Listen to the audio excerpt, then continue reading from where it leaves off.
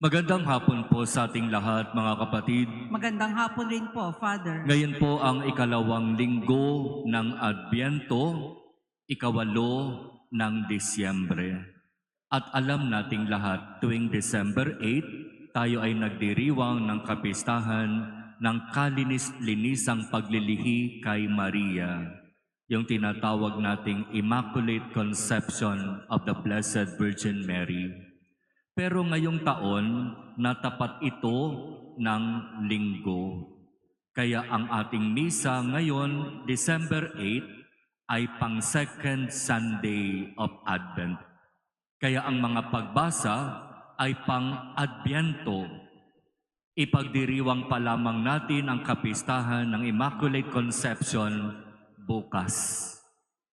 Pero sabi ng Catholic Bishops' Conference of the Philippines, sa pagsisimba ninyo ngayong araw na ito ng linggo, dalawang bagay ang inyong nasusunod. Una, nakapagsimba kayo araw ng linggo.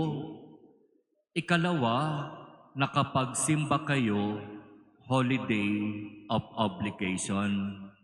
Di po ba December 8, holiday of obligation? Kaya ngayong araw na ito sa inyong pagsisimba, na-fulfill ninyo ang Sunday at holiday obligation. Pero siyempre, kung mahal natin ang ating inang si Maria, bukas magsisimba pa rin. Kahit hindi na ito holiday of obligation. Amen po ba? Siguro yung iba sasabihin, ay mapasok kami.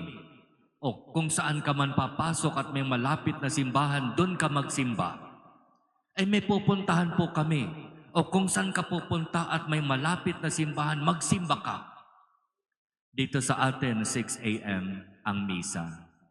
Ay isa lang? Oo. Gusto mo sumama ka sa misa ng ALS? Meron silang Christmas party bukas. Ang misa is at 8:30 a.m. doon sa Paris Hall. Pwede ka rin naman mag-join. Maki-Christmas party ka. Magdala ka ng pang-giveaway. O di ba ang ganda? Amen?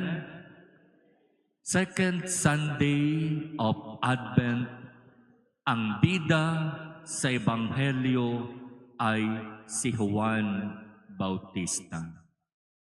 Ang pinili, hindi pa man ipinapanganak para ihanda ang daraanan ng tagapagligtas.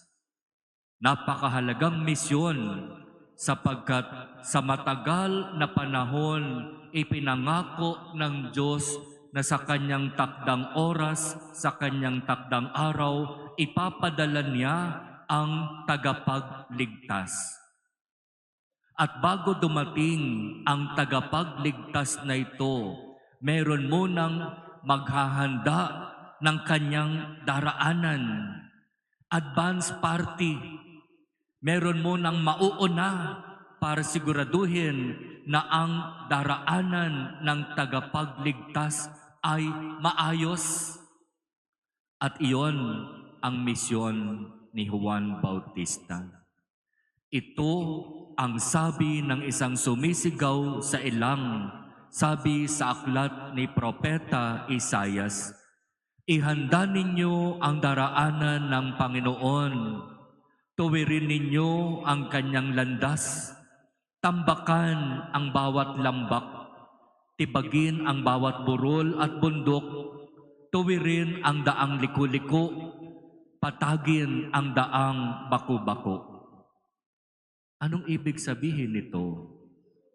Dapat ba bago magpasko yung mga lubak pasimentohan o ipaaspalto? Dapat ba yung mga gabundok na mga basura sa kung saan man dyan, alisin na, patagin na? Ano ba yung ibig sabihin nito? Katulad ng sinasabi ni Juan Bautista, pagsisihan ninyo at talikdan ang inyong mga kasalanan. At maipapakita ninyo yan sa pamamagitan ng pagpapabinyag. Ang binyag na binibigay ni Juan Bautista sa Ilog Jordan ay nangangahulugan ng pagsisisi sa kasalanan at ng pagsisikap na magbago ng buhay. Kaya nung nangangaral si Juan Bautista, talagang marami yung nakikinig at marami yung nagdesisyon, magpapabinyag ako, sapagkat malinaw sa kanila, sa kanilang pagpapabinyag, sila'y magsisisi at magbabago ng buhay.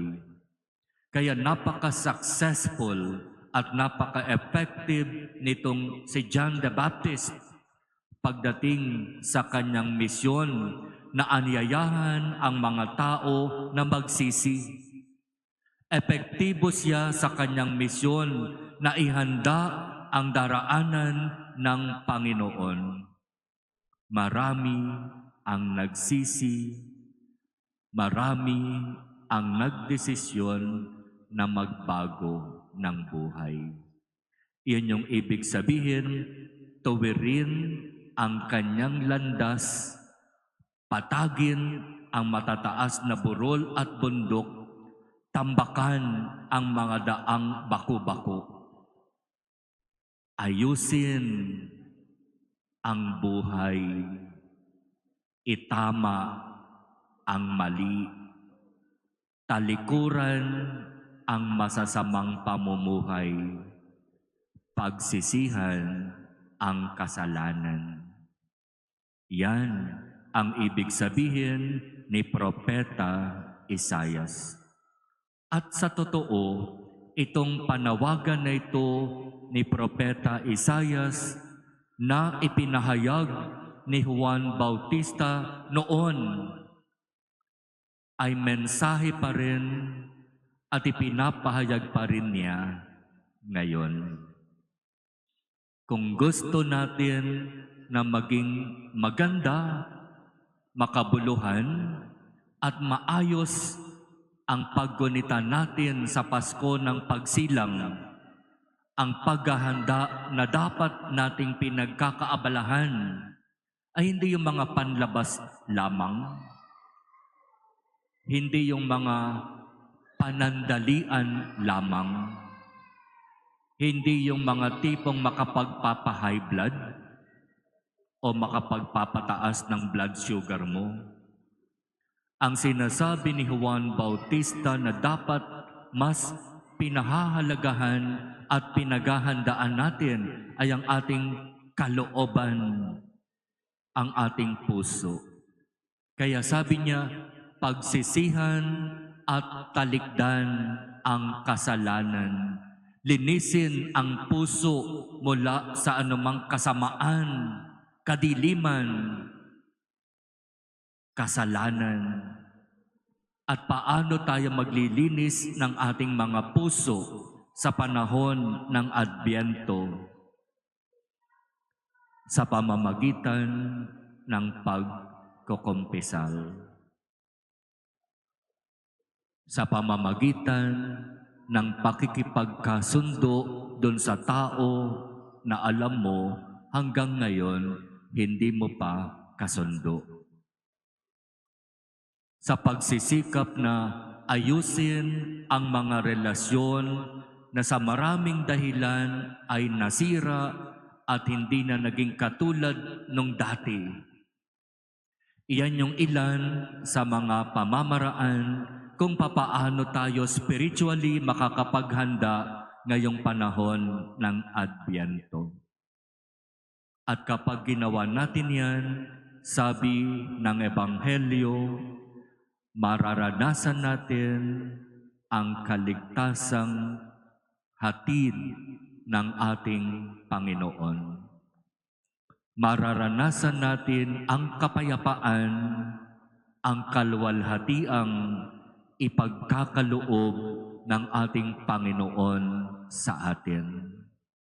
Magiging tunay na masaya at mapayapa ang ating Pasko. Di ba? Mas maganda na i-celebrate ang Christmas ng may malinis na puso. Mas magandang magdiwang ng Pasko nang alam ko sa sarili ko yung tao na kinasamaan ko ng loob noon at sa totoo hanggang ngayon masama ang loob ko, gagawan ko ng paraan na makipag-reconcile. Madali po ba yon? Yung tao na sumira sa'yo. Yung tao na nang iwan sa'yo. Yung tao na nagchismis sa'yo. Father naman, wala naman akong ginagawa. Hindi naman ako ang may kasalanan. Bakit ako ang makikipag-reconcile? Sumusobra na yung taong yun. Lumalaki ng ulo ng taong yun.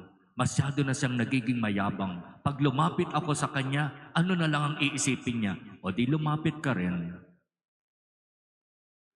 Kapag ganun yung magiging pag-iisip natin, walang mangyayaring reconciliation. Kapag ang iisipin natin ay mga katulad ng sinabi ko, walang mangyayaring pakikipagkasundo.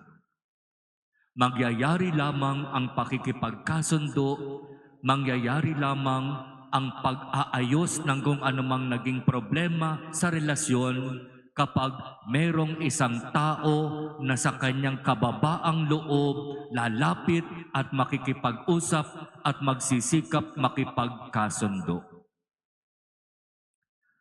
Alam mo, sobra akong nasaktan.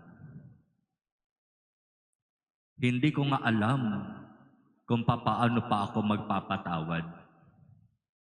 Hanggang ngayon, sa totoo, galit pa ako. At hindi ko rin alam kung bakit ngayon kaharap kita at kinakausap kita. Siguro, gusto ko lang naman na maging mapayapa at masaya ang Pasko. Kaya kung meron mang bigat at galit o sama ng loob sa aking kalooban, gusto kong alisin na yon. Kaya kung ano man yung nangyari,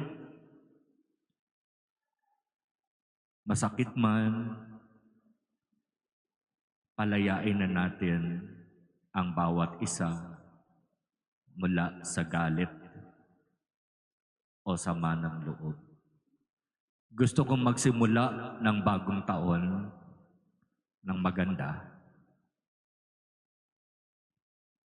Sana patawarin na natin ang bawat isa. Kaya?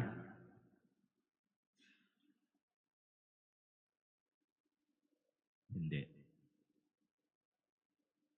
Sa totoo, hindi kaya. Pero kung hihingin natin ang tulong ng Diyos, oo, hindi mo kaya. Pero sa tulong at biyaya ng Diyos, kaya. Amen? Anong gusto mo? Mag-celebrate ng Christmas ng maraming magandang damit, maraming pagkain, lahat ng Christmas party, pinuntahan, habang alam na alam mo sa sarili mo, merong isang tao, dalawa, tatlong tao na dapat nakipagkasundo ka muna. Ano mas maganda? Yung naha-high blood ka, tumataas ang sugar mo, ma-hospital ka, o makipag-reconcile. Amen? Hingin natin ang tulong at biyaya ng Diyos. Nawa, tunay na maisabuhay natin ang mensahe ni Juan Bautista.